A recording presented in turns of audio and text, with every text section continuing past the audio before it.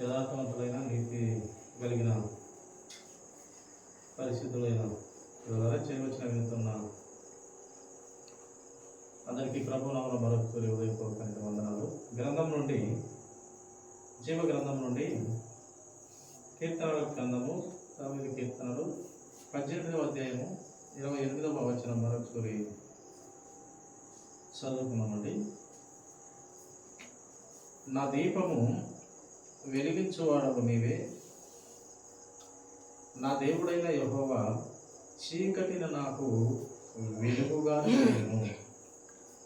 ఇక్కడ తెలియపరుస్తున్నటువంటి మాట ఏమైనా దేవుని ఆలోచనలో ఉన్నటువంటి పిల్లలారా, భక్తుడు తెలియపరుస్తున్నాడు, నా దీపము వెలిగించువాడవు నీవే, నా దేవుడైన యెహోవా చీకటిని నాకు వెలుగుగా చేయు దేవుడవు కూడా నీవే. దీపమును వెలిగించువాడవు నీవే, చీకటి బ్రతుకును వెలుగుగా కావాలని కోరుతున్న గొప్ప దేవుడైన నీవే అంటూ ఇక్కడ భక్తుడు వ్రాయిస్తూ వచ్చినాడు. ప్రియ దేవుని సమమ, ప్రతి ఒక్కరికి ఇచ్చినటువంటి ఆత్మ ఆయన యథార్థవంతమైనదే మొదటిగా ఇచ్చింది. కానీ మనకు జ్ఞానం వచ్చిన కొలది లేదా ఆలోచన విధానం పెరిగిన కొలది, ఎప్పుడైతే జ్ఞాపక శక్తి మనకు వచ్చినప్పుడు అప్పటి నుంచి మనము ఈ లోకముతో మనము పాపపు ఆలోచన కానీ పాపపు చూపులు కానీ పాపపు క్రియలు కానీ చేయగలుగుతూ వస్తాం ప్రతి ఒక్కరము కూడా. అందుకే నీతిమంతులు లేడు, ఎవరు లేడు, పరిశుద్ధులు లేడు, ఒక్కరు లేడు, అందరూ త్రోవ తప్పిన వారే. కానీ మీకు ఉచితంగా ఇస్తున్నటువంటి నా పరిశుద్ధ రక్తం ద్వారా మీరు నీతిమంతులు అవబోతారు. కానీ ఏ భేదం లేదు, అందరూ పాపం చేసినటువంటి వారే అని దేవుని వాక్యం మనకు తెలియపరుస్తుంది. అంటే మొదటిగా నీతిమంతులు ఎవరైతే లేము, మనకి ఇచ్చిన ఆత్మ యథార్థవంతుడే. కానీ మనకు వచ్చిన ఒక దశ వచ్చినప్పుడు, జ్ఞానం వచ్చినప్పుడు, మనము ఈ యథార్థవంతమైన ఆత్మకు మనము మన క్రియల ద్వారా, చూపుల ద్వారా ఆ యొక్క ఆత్మకు తుప్పు పట్టే విధంగా మన క్రియల ద్వారా ఆత్మను నశింపజేయుటకు మన క్రియలతో మనమే నాశనం చేస్తూ వస్తాం. అంటే ప్రతి ఒక్కరము కూడా పాపం చేసిన వారం అయిపోతాం. అందుకే ఏ భేదం లేదు, అందరూ పాపం చేసిన వాళ్ళే. ఎవరెవరు గొప్ప కాదు, ఎవరెవరు తక్కువ కాదు, అందరూ పాపులే అని దేవుడు తెలియపరుస్తూ, కనుక ఒకరినొకరు నిందించుకోకూడి, నేను పరిశుద్ధులని చెప్పుకోకూడి, అందరూ పాపులే, నేను దృష్టి చూస్తే మీరు ఎవరు నిలవరు, మీరు ఎంత నీతిగా బ్రతికినా మీకు గుడ్డలే మీ జీవితాలు అని దేవుని మాటలుగా మనకు విలువైన మాటలు ప్రభు వారు గ్రంథంలో వ్రాయిస్తూ చెప్పగలుగుతూ వచ్చినారు.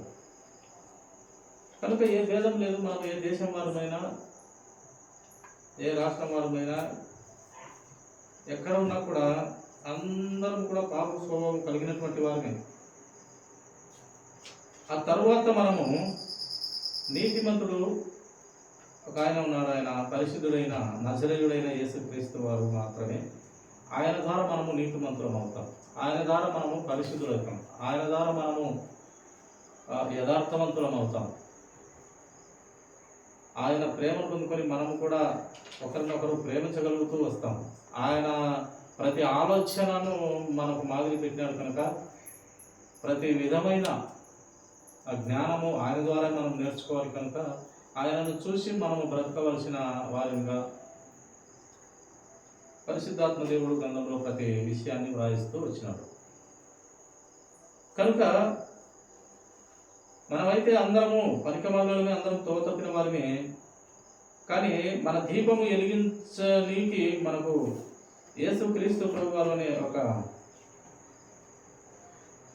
పరలోకం నుండి ఆయన పంపబడుతూ వచ్చినాడు.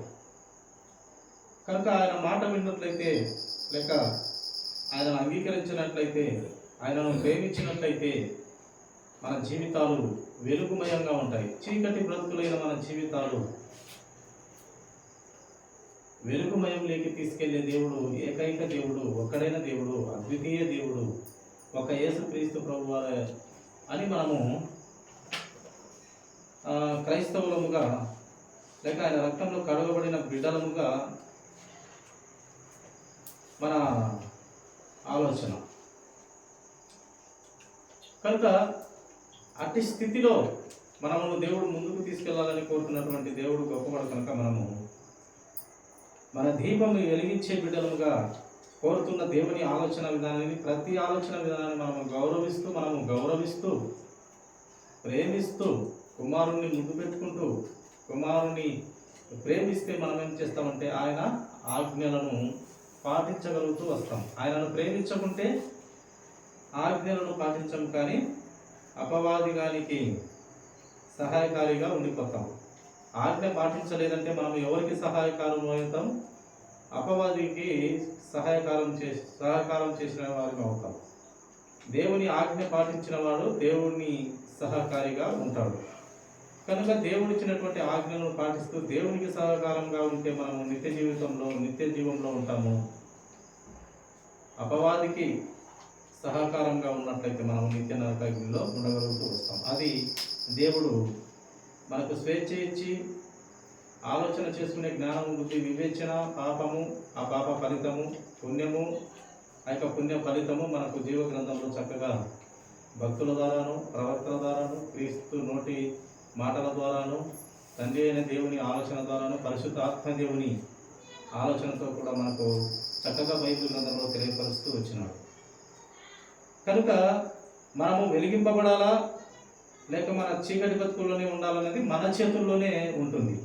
అది దేవుడిచ్చినటువంటి ఆ యొక్క ఫ్రీవిల్ లేక ఆ స్వేచ్ఛ, ఆ స్వాతంత్రము మనకు దేవుడిచ్చినాడు కనుక నీ అంతట నీవే ఆలోచించుకునే జ్ఞానము, బుద్ధి, వివేచన ఇచ్చినాడు కనుక ఆ ఆలోచన చొప్పున మన ఇష్టం వచ్చినట్టు మనము బ్రతకవచ్చును. కానీ మన క్రియలకు ఒకరోజు తీర్పు ఉంటుంది. మంచి క్రియలైతే దేవుని తీర్పుతో దేవుని దగ్గర ఉంటాం, చెడ్డ క్రియలైతే అదే దేవుని తీర్పుతో అపవాది గారి దగ్గర ఆ యొక్క నిత్య నరకాగ్నిలో ఉంటాం. కనుక బ్రతుకు ఉన్నప్పుడే మనము, మన దేహంలో ఊపిరి ఉన్నప్పుడే మనము ఆ మార్గము, సత్యము, జీవం కలిగిన దేవునిలో మనము ఆ భయభక్తులు కలిగి శ్రద్ధాశక్తులతో ఆయన వాక్యం నేర్చుకుంటూ ఆయన ఆజ్ఞలను పాటించుతూ వచ్చినట్లయితే మనకు నిత్య జీవము దొరుకుతుంది. ప్రియ దేవుని సంఘం చూడండి, హెబ్రీయులకు రాసినటువంటి పత్రిక అపోస్తలుడైన పౌలు గారు మాట మనము పరిశీలిద్దామండి. 10వ అధ్యాయము 29వ వచనం. ఇట్లుండగా దేవుని కుమారుని పాదములతో త్రొక్కి తాను పరిశుద్ధపరచబడుటకు సాధ్యమైన నిబంధన రక్తమును అపవిత్రమైనదిగా ఎంచి కృపకు మూలమగు ఆత్మను తిరస్కరించిన వాడు ఎంత ఎక్కువైన దండనకు పాత్రుడుగా ఎంచబడునని మీకు తోచును. ఈ కృపకు మూలమగు ఆత్మను ఎవరైతే తిరస్కరిస్తారో, కృపకు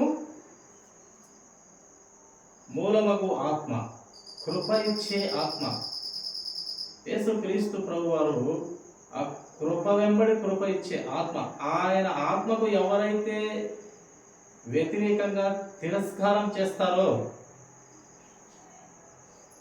వారందరూ కూడా దేవుని దండనకు మనము పాత్రులుగా ఎంచబడతాం. అంటే ఆయన ఉగ్రతకు, ఆయన కోపానికి మనము బలి కావాల్సి ఉంటుంది. ప్రియ దేవుని సంఘం, కనుక ఈ కృపకు మూలమగు ఆత్మను మనము తిరస్కరించిన వారిగా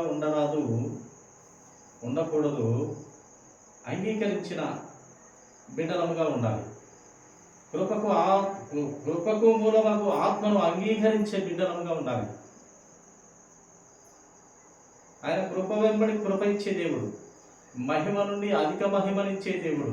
ఈ మట్టి శరీరానికి సైతం మహిమ శరీరాన్ని ఇచ్చి ఆయన దగ్గర ఉంచుకునే దేవుడు. ఎందుకంటే ఈ మట్టి శరీరము లేక ఈ రక్త మాంసాలు పరలోక రాజ్యంలో చేరుట అసంభవమని దివ్య గ్రంథం మనకు బయలుపరుస్తూ వచ్చినది. కనుక ఈ శరీరానికి పరలోక రాజ్యము లేదు.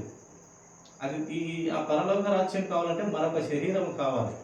ఆ శరీరం ఏంటంటే మహిమ శరీరం. చనిపోయిన తర్వాత దేవుడు మనకిచ్చే గొప్ప గిఫ్ట్గా లేక బహుమానంగా ఈ శరీరానికి మహిమ శరీరము, ఏ శక్తినైనా తట్టుకునగలిగే ఆ శరీరాన్ని ఇచ్చి దేవుడు మనకు ఎన్నో లోకాల ఆకాశ మహాకాశాల పైన ఉండే ఆ లోకాలకు ఆ మహిమ శరీరంతో మనం వెళ్ళగలం. ఈ మట్టి శరీరంతో మనము వెళ్ళలేని కనుకనే రక్త మాంసాలతో కూడుకున్నటువంటి శరీరము పరలోక రాజ్యము చేరదు అని ప్రభు మనకు చెప్పడం మనము విన్నాము. కనుక మన మట్టి శరీరానికి మహిమ శరీరం ఇచ్చే దేవుడు ఆయన. అట్లాంటి కృపకు మూలమకు ఆత్మను మనము అంగీకరించాలి. అందుకే ఆయన శిక్షిస్తే మనము ఆ శిక్షకు లోబడాలి. ఆయన గద్దిస్తే ఆ గద్దింపుకు భయపడాలి, లోబడాలి. గద్దింపును ఎదిరించి గద్దింపుకు లోబడక మన ఇష్టానుసారంగా మనము బ్రతికినట్లయితే మనకు తీర్పు తీవ్రంగా ఉంటుందని మనకు పరిశుద్ధాత్మ దేవుడు మనకు గ్రంథంలో రాయించినాడు. యేసుక్రీస్తు నోటి వాక్కులు తెలియపరిచినాడు. మన పరమ తండ్రి ఆలోచనను బైబిల్ గ్రంథమంతా కూడా కుమారుడే బయలుపరిచినాడు. తండ్రి ప్రేమనంతటిని కూడా. ఎందుకు ఈ దేవుని వాక్యం చెప్పడము? మనకేం పని పాట లేదా? ఏం పని లేక చెప్తున్నావా అనేది కొంతమంది హేళనగా చేస్తూ ఉండవచ్చు. కానీ ఇది బాధ్యత, ఒక బాధ్యత ఆయన ఇచ్చినాడు కనుక బాధ్యత. ప్రతి ఒక్కరూ నశించకూడదు అనేది ఆయన ఆలోచన కనుక ఆయన రక్తంలో కడగబడిన ప్రతి ఒక్కరికి బాధ్యత ఇచ్చినాడు కనుక నలుదిక్కులకు వెళ్ళి నా రాజ్య సువార్త లేక నా యొక్క శిలువ మరణము ప్రచురం చేయండి, నా మరణాన్ని ప్రకటించండి, నా శిలువ శ్రమలు వ్యర్థము కాకుండానట్లు నా ప్రజలకు, నా బిడ్డలకు, అందరూ ఆయన బిడ్డలమే. మంచివాళ్ళు ఆయన బిడ్డలే, చెడ్డవారు ఆయన బిడ్డలే. మంచివాళ్ళ కన్నా చెడ్డవారికే ఆయన కృప కావాల్సి ఉంది. మంచివారికి ఏముంది? ఆల్రెడీ ఆయన కృపను పొందుకొని రక్షణలో ఉన్నటువంటి వారే. కావాల్సిందల్లా ఎవరు? ఆయనకు పాపులే. ఆ వెలుగు సంబంధమైన మనుషులు ఎలాగా? ఆయన వెలుగు సంబంధులు మనుషులే. వెలుగు సంబంధంలో లేక చీకటి బ్రతుకుల్లో చచ్చి పడిపోయిన వారి జీవితాలను వెలిగింపజేయటమే కదా ఆయన వచ్చింది. ఆ వెలుగుగా వచ్చిన దేవుడు వారికే కదా అవసరమని ఆయన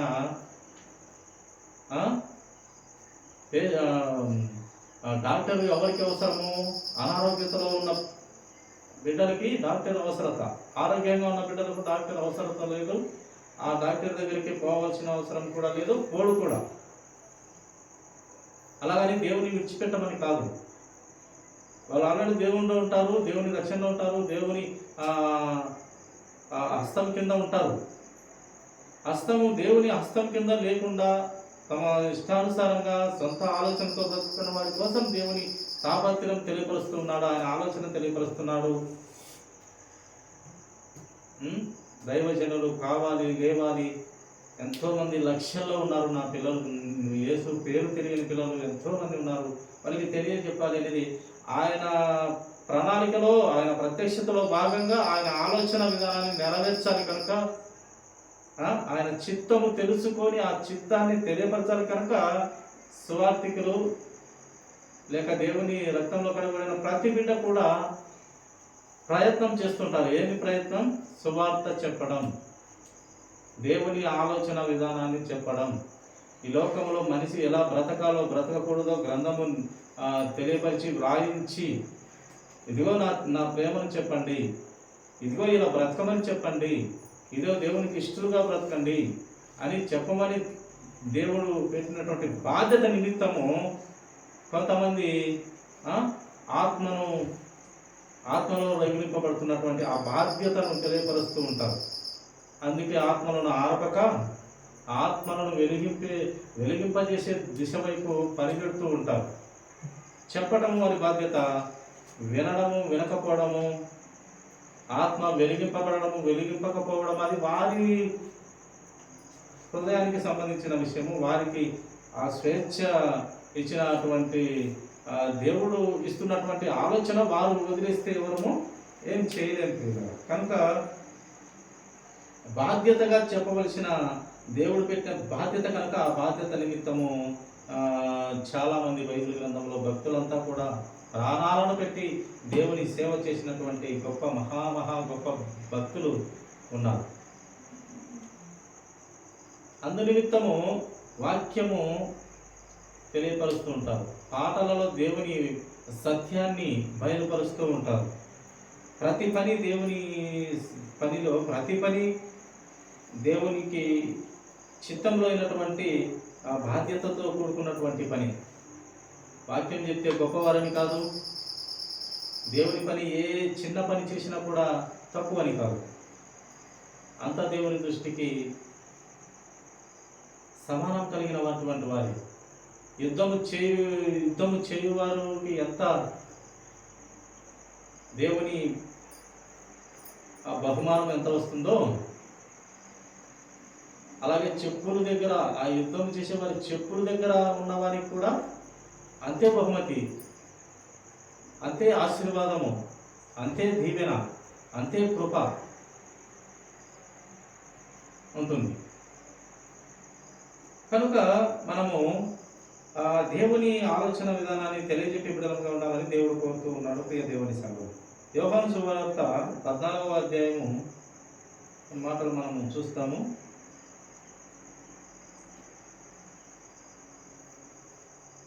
26వ వచనం మాట మనం చదువుతామండి.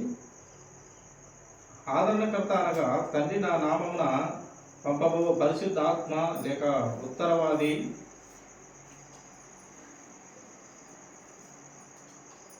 సమస్తమును మీకు బోధించి నేను మీతో చెప్పిన సంగతులన్నిటినీ మీకు జ్ఞాపకం చేయను. ఆదరణకర్త తండ్రి నామమున పంపబో పరిశుద్ధాత్మ సమస్తమును బోధించి మనకు చెప్పిన సంగతులన్నిటినీ జ్ఞాపకం చేయను. యేసుక్రీస్తు ప్రభువు వారు చెప్పిన ప్రతి ఆలోచన విధానాన్ని ఒక పరిశుద్ధాత్మ దేవుడు తెలియపరిచి మనము సత్యం నుండి సర్వసత్యమైన క్రీస్తులోకి నడిపిస్తాడు ఆయన పరిశుద్ధాత్మ దేవుడు. కనుక ఆయన ఆదరణకర్త. అట్టి ఆదరణకర్త మనకు ఈ లోకంలో మనకు మన హృదయాల్లోనే దేవుడు మనకు పంపించి ఉన్నాడు. కనుక అటు స్థితిలో మనము ముందుకెళ్ళాలని దేవుడు కోరుతున్నాడు. కనుక ఈ ఆదరణకర్త అక్కడో ఇక్కడో ఎక్కడో కాదు, మన హృదయంలోనే, మన మనస్సాక్షినే, మన హృదయంలోనే ఆయన ఉండగలుగుతూ వస్తాడు. ఏదైనా చిన్న తప్పు చేస్తే గద్దింపు వస్తుంది. ఒక చిన్న పొరపాటు జరిగితే మన విలోక సంబంధంగా అంటున్నటువంటి మాట నీ మనస్సాక్షి నీకు పని చేయలేదా అన్నట్టు పరిశుద్ధాత్మ దేవుడు నీ భక్తి నీకు ధైర్యం పుట్టింపదా అని మనమును గద్దిస్తాడు వాక్యంతో, భయపడతాడు వాక్యంతో. తప్పు చేస్తే గద్దిస్తూ ఉంటాడు, హెచ్చరిస్తూ ఉంటాడు, బుద్ధి చెప్తూ ఉంటాడు. ఇంకా ఏదైనా మన మీద పెట్టి ఇరుకులు ఇబ్బందులు బాధలతో కూడా పెట్టి బుద్ధి చెప్తాడు, గద్దిస్తాడు, హెచ్చరిస్తాడు. మరణం అంచుకు కావాల్సిందే తీసుకెళ్ళి మళ్ళీ మనల్ని బ్రతికిస్తాడు ఆయన. ఎందుకంటే నీకు బుద్ధి నేర్పనికి, సర్వసత్యమైన క్రీస్తులో నీవు ఎదగనీకి, ఇవన్నీ కూడా మనకు దేవుడు గ్రంథమందు ఆయన ప్రతి ఆలోచనను తెలియపరుస్తూ వచ్చినాడు. ప్రియ దేవుని సంఘం,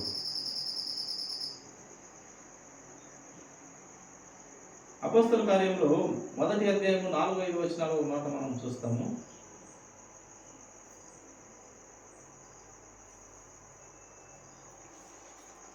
ఆయన వారిని కలుసుకొని ఇలాగూ ఆజ్ఞాపించను, మీరు యెరూషలేము నుండి వెళ్ళక నా వలన వినిన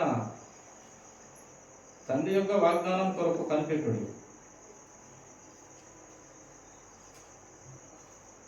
వాగ్దానకర్త అయిన దేవుడు ఆయన వాగ్దానము, ఆయన మాటల కొరకు మనము కనిపెట్టుకొని ఉండాలని ఇక్కడ లేఖనంలో వ్రాయిస్తూ వచ్చినాడు.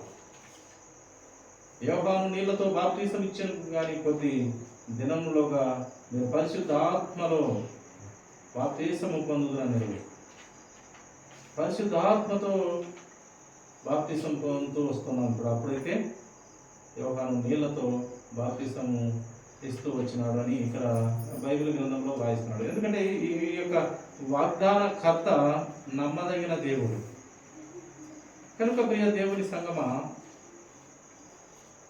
ఆ యొక్క తండ్రి వాగ్దానం కొరకు మనము కనిపెట్టువారుగా ఉండాలి. అబ్రహాము, యాకోబు, ఇస్సాకు దేవుడైన యెహోవాని వాళ్ళు కనిపెట్టుతూ వచ్చినారు. ఆ నిలువరమైన పట్టణం కొరకు ఎదురు చూస్తూ కనిపెట్టుతూ ఓపికతో వస్తూ వచ్చినారు. కనుక వాళ్ళు ఈ లోక సంబంధమైన అధికారాలు కానీ, ఈ లోక సంబంధమైన ఆస్తిపాస్తులు కానీ ఆశ పెట్టుకోక వాళ్ళ ఆ పట్టణం కోసం ఎదురు చూస్తూ వచ్చినారు అని వ్రాయబడుతూ వచ్చారు. వారి గుడారాలలో ఉంటూ వాళ్ళు దేవుని కోసం ఎదురు చూసినట్టుగా మనం లేఖన భాగాల్లో చూడగలుగుతూ వస్తున్నాం. వాళ్ళకు ఒక దేశమంతా కూడా దేవుడు ఇస్తానని చెప్పినా కూడా వాళ్ళు చక్కగా పెద్దగా ఇల్లు కట్టుకోకుండా సింపుల్గా గుడారాలలోనే ఉంటూ వాళ్ళు దేవుని ఇచ్చినటువంటి ఆ వాగ్దాన కర్త అయిన దేవుని ఆలోచన విధానాన్ని నమ్మిక ఉంచి దాని కొరకు గురి కలిగి వచ్చినట్టుగా మనము గ్రంథంలో చూడగలుగుతాం. కనుక ఈ వాగ్దాన కర్త ఆయన నోటి వాక్కులను మనము పరిశీలిస్తూ కనిపెట్టే బిడ్డలంగా ఉండాలని లేఖన భాగం మనకు బయలుపరుస్తుంది. ప్రియ దేవుని సంగమా, ఎఫెసీ రాసినటువంటి పత్రిక అపోస్తలుడైన పౌలు గారు 1వ అధ్యాయము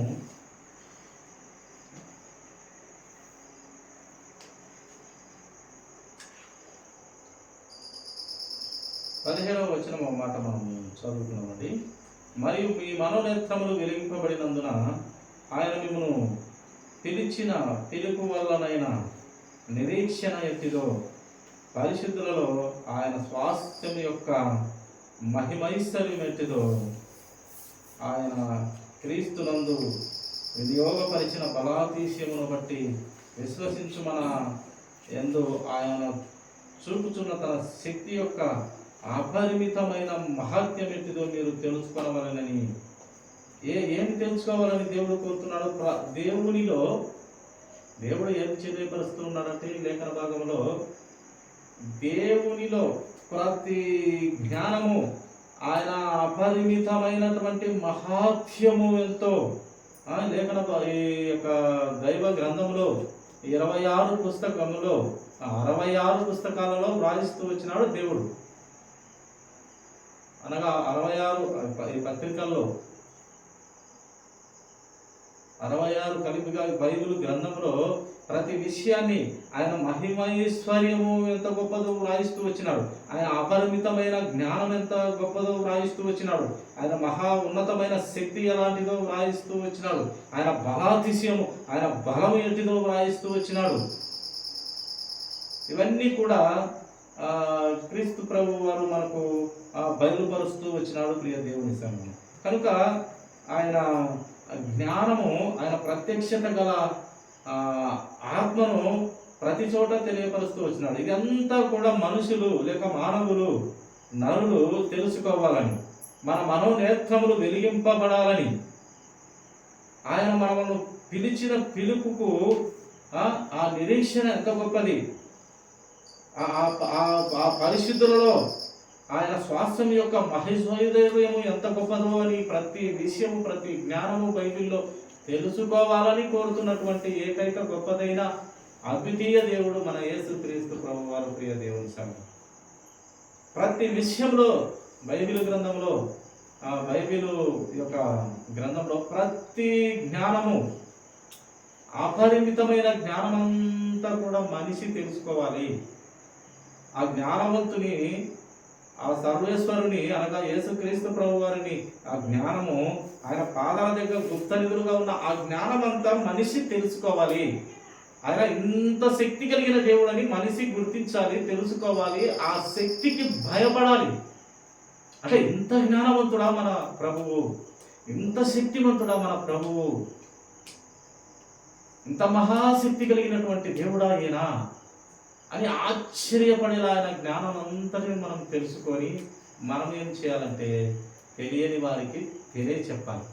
ఒక్క ఆత్మనైనా అగ్నిలో నుండి లాగినట్టు లాగాలి.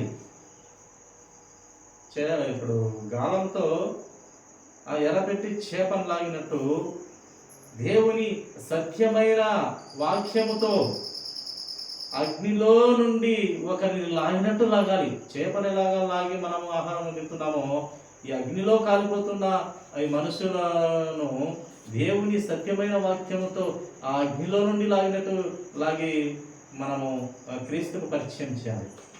క్రీస్తు దగ్గరకు చేర్చాలి. క్రీస్తు ఆలోచన విధానాన్ని వారి హృదయాల్లో విత్తాలి.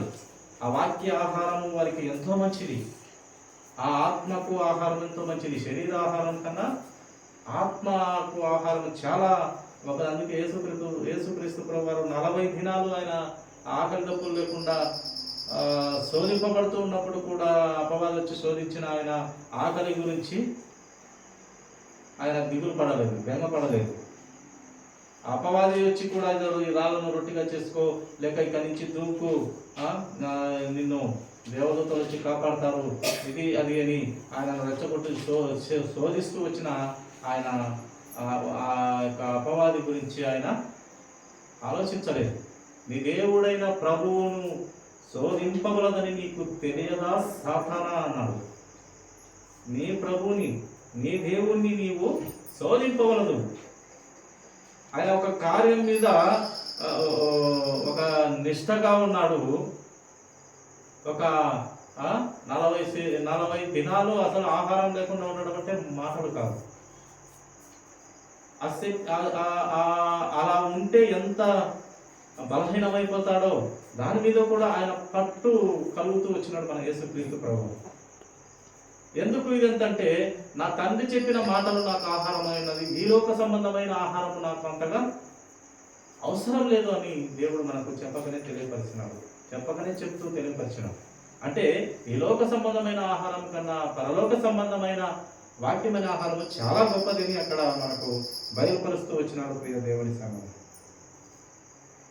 కనుక అంత జ్ఞానవంతుని ప్రత్యక్షత గల ఆ ఆత్మ ప్రతి చోట బైబిల్ గ్రంథంలో భక్తుల ద్వారా, ప్రవక్తల ద్వారా, యేసుక్రీస్తు జీవితం ద్వారా, మహాభక్తురాల ద్వారా, ప్రవక్తల ద్వారా చూడండి, పనికి మాలిన మనుషుల ద్వారా కూడా ఇలా ఉండకండి, బిలాం మాదిరి ఉండకండి,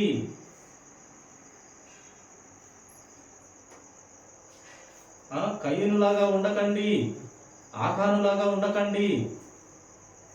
ఒక పనికి మాలిన వారి జీవితంలో జరిగిన సంఘటనలు బట్టి కూడా అలా ఉండకూడదు సుమా, అలా ఉండకూడదు మిత్రమా, అలా ఉండకూడదు సోదరా అని తెలియపరుస్తూ వచ్చినాడు మన పరమ తండ్రి. అంత గొప్పవాడు ప్రియ దేవుని సంఘం. ఆయన అన్యాయం జరుగుతుంటే అన్యాయం జరిగిన దాని బైబిల్ గ్రంథంలో ఉన్నది ఉన్నట్టు వ్రాయిస్తూ కూడా అన్యాయం చేయకనే వ్రాయిస్తూ వచ్చినాడు. అన్యాయం వైపు ఆయన మాట్లాడినట్టుగా ఎక్కడ గ్రంథంలో అన్యాయం జరిగిన ప్రతి చోట ఆయన గద్దింపు కానివ్వండి, లేక ఆయన హెచ్చరిక కానివ్వండి, లేక ఆయన ఉగ్రత కానివ్వండి వారి మీద పడుతూనే వచ్చింది, అన్యాయస్తుల మీద బైబిల్ గ్రంథం అంతట్లో. కనుక అన్యాయం ఆయనకు అసహ్యము.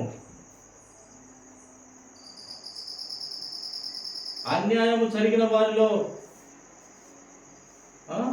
అన్యాయం చేసిన వారికి ఇలా ఉండకూడదని చెప్తూనే వచ్చినాడు. కానీ అన్యాయం చేసిన వారిని సమర్థిస్తూ మన యేసుక్రీస్తు ప్రభు వారు అయితే రాలేదు. కనుక ప్రతి జ్ఞానము క్రీస్తులో మనము తెలుసుకోవాలనేది దేవుని ప్రణాళిక, దేవుని చిత్తము. ప్రతి జ్ఞానము ఆయన అచంచలమైన మహాజ్ఞానము, ప్రతి విషయమైన జ్ఞానము తెలుసుకోవాలని దేవుడు ఆయన అపరిమితమైన జ్ఞానము కూడా మనిషి తెలుసుకొని ఉండాలి. అప్పుడు నేనేంటో అర్థమవుతాను మనిషికి, నా శక్తి ఎంతో అర్థమవుతుంది, నా బలము ఏమిటో అర్థమవుతుంది, నా ఐశ్వర్యం ఎంతోనో తెలిసిపోతుంది వారికి. అప్పుడు వారు భయము భక్తి కలిగి ఉంటారు. ఇంత శక్తిమంతుడా మన ప్రభువు అని ఆ యొక్క ఆలోచనలో ఉంటారు. అనేది దేవుని ఉద్దేశం. అందుకే అసలు రవ్వంత భూమి లేనప్పుడు ఆయన ఆలోచనలో మనం ఉండడం ఏంది? భూమి లేనప్పుడు అసలు మనిషి లేదు, జీవం లేదు, ఏమి లేదు, శూన్యమే లేనప్పుడు ప్రభు ఆలోచనలో మనం ఉన్నామంటే ఎంత గొప్ప ధన్యత, ఎంత దీవెన, ఆశీర్వాదము.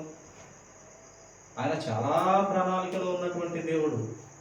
చూడండి, ఒక మాట, చివరి మాటకు ఒక మాట చూసుకొని మనం ముగించుకుందాము.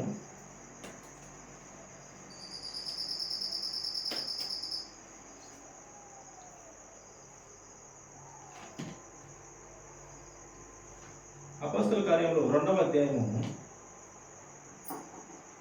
అపోస్తల కార్యములు చివరి మాటగా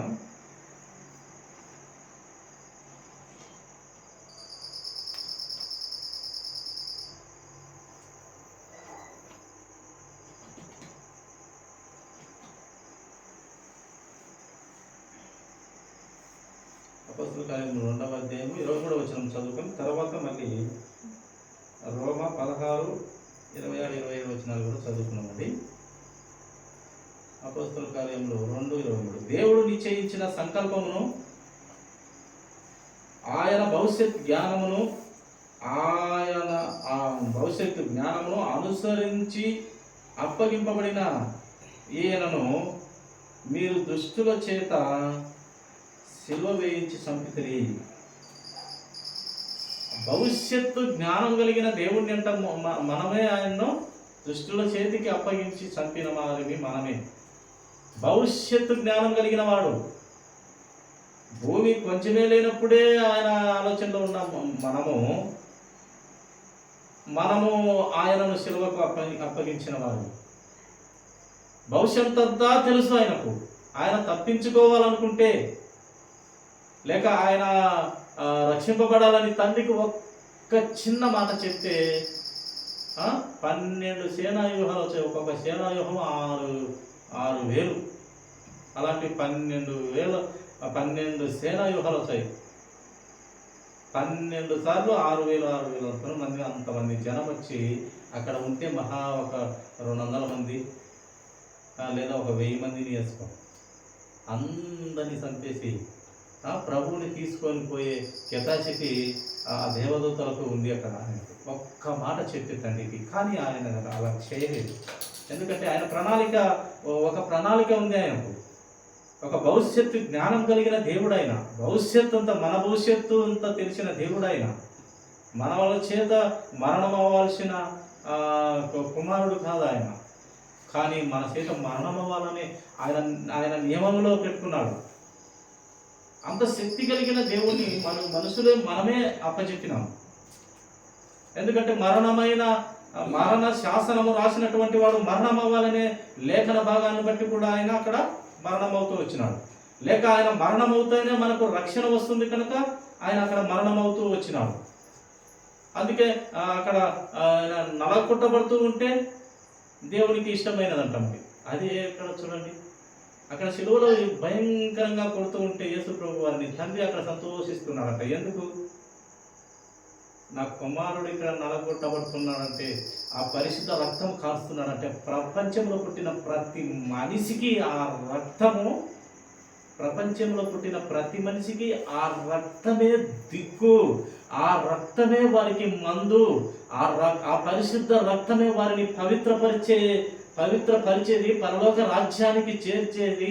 మార్గము, సత్యము, జీవమైన క్రీస్తు ద్వారానే వారు నా దగ్గరికి వస్తారని తెలుసు కనుక అక్కడ నలగ కొట్టబడుతూ ఉంటే ఆయనకు సంతోషమైనదని బైబిల్ గ్రంథంలో వ్రాయిస్తూ వచ్చాడు.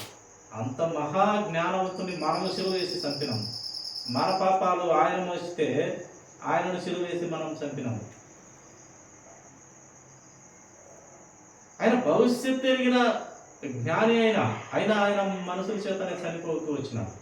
ఎందుకంటే ప్రణాళికలో ఉన్న భగవంతుడు ఆయన, ప్రణాళికలో ఉన్న సృష్టికర్త ఆయన, గొప్ప ప్రణాళికలో ఉన్న ఆలోచనకర్త ఆయన, బలవంతమైన దేవుడు. చూడండి, చివరి మాటగా ఇందాక అనుకున్నట్టుగా రోమా 16, 26, 25, 27 వచనాలు చూసుకొని ముగించుకున్నాము. రోమా 16 చివరి అధ్యాయము 25వ అధ్యాయము. సమస్తమైన అన్యజనులు విశ్వాసమునకు విధేయులగునట్లు, సమస్తమైన అన్యజనులంట విశ్వాసమునకు విధేయులు అగునట్లు ఆనాది నుండి రహస్యముగా ఉంచబడి ఇప్పుడు పరచబడిన మర్మము నిత్య దేవుని ఆజ్ఞ ప్రకారము ప్రవక్తల లేఖనముల ద్వారా వారికి తెలుపబడి ఉన్నదని, ఈ మర్మమును అనుసరించి ఉన్న నా సువార్త ప్రకారముగాను. చూడండి 27వ వచనము, చివరి వచనం అది. అద్వితీయ జ్ఞానవంతుడైన దేవునికి యేసు క్రీస్తు ద్వారా నిరంతరము మహిమ కలుగును గాక.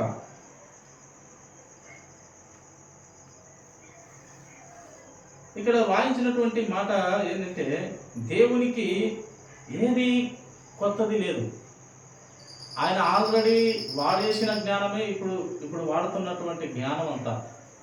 ఒక విమానాలు తయారు చేయనివ్వండి, లేదంటే మొబైలు అరచేతిలో ప్రతి విషయాన్ని చూడగలుగుతున్నామంటే ఇదేదో గొప్ప జ్ఞానము, దేవునికి తెలియని జ్ఞానం ఇది అనుకుంటున్నాం కదా. అది కాదు. బైబిల్ తెలియపరుస్తుంది, దేవుడు తెలియపరుస్తున్నాడు. ఎంత అభివృద్ధిలోకి ప్రపంచం ముందుకెళ్తూ ఉన్నా అది దేవుని దృష్టిలో పాతది. దేవుని దృష్టికి చాలా పాతదంట. ఎంత కొత్త నూతనముగా అంచెలంచెలుగా ఏమంటాము పైకి ఎదుగుతున్నా, ఎంత రాకెట్లలోకి పైకి పోయి ఏం తెలుసుకుంటున్నా, లేక విమానాలు తయారు చేస్తున్నా, పెన్ను కానించి విమానాల వరకు ఏ జ్ఞానము ఎంత ఉన్నా కూడా అంతా కూడా పాతదే, కొత్తది ఏమి లేదు. ఇంతకుముందు జరిగిందే జరుగుతూ ఉంటుంది అంట అని లేఖన భాగం మనకు తెలియపరుస్తుంది. కనుక ఏం జరిగినా ఇది కొత్త వింత ఏం లేదు, అంత పాతదే అంత. బైబిల్ గ్రంథం చెప్తున్నటువంటి వాస్తవం, దేవుడు చెప్తున్నటువంటి నిజం ఇది.